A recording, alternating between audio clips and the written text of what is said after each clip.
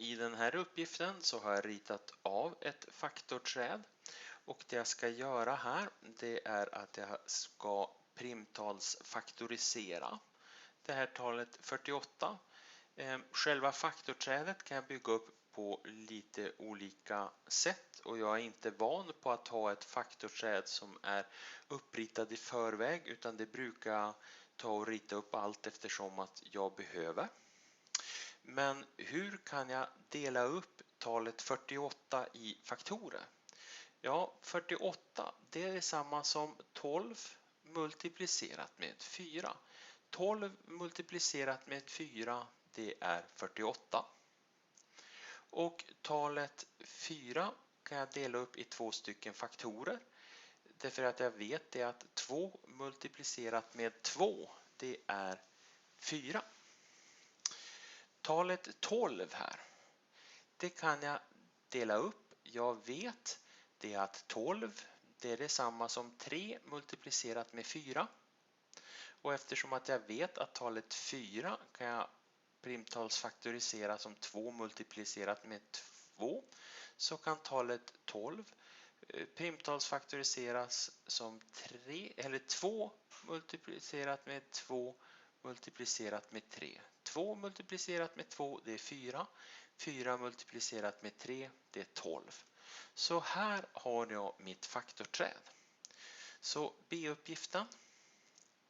Här skulle jag ta och dela upp talet 48 i primfaktorer och då skriver jag talet 48 och så skriver jag de här primfaktorerna och jag börjar med de lägsta.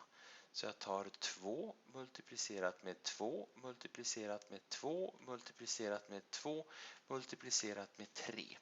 Så här har jag min primtalsfaktorisering. C-uppgiften då.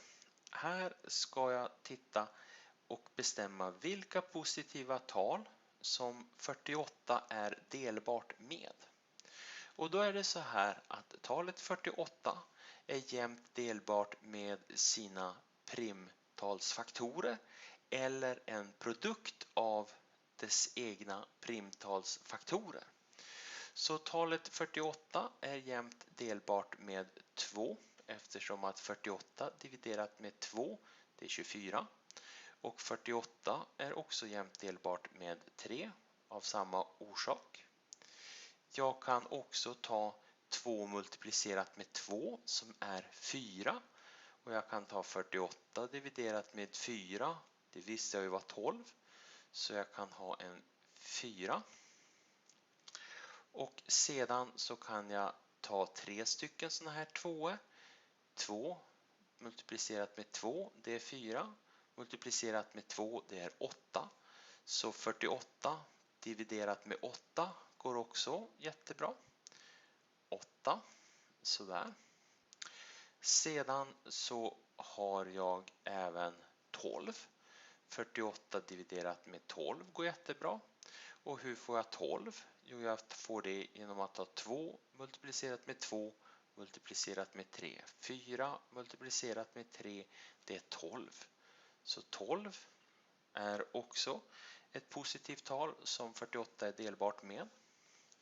Sedan så kan jag ju ta, nu har jag ju tagit en tvåa, jag har tagit 2 stycken tvåor och jag har tagit 3 stycken tvåor.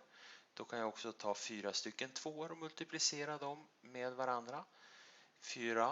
2 gånger 2 är 4, 2 gånger 2 är 4, 4 gånger 4 är 16. Så 16 är också ett tal som delar 48. Sedan så har jag några tal kvar. Jag har talet 6 och talet 6 det får jag om jag tar 2 multiplicerat med 3 så får jag en 6. Och sedan så, nu ska jag räkna hur många tal jag har. 1, 2, 3, 4, 5, 6, 7.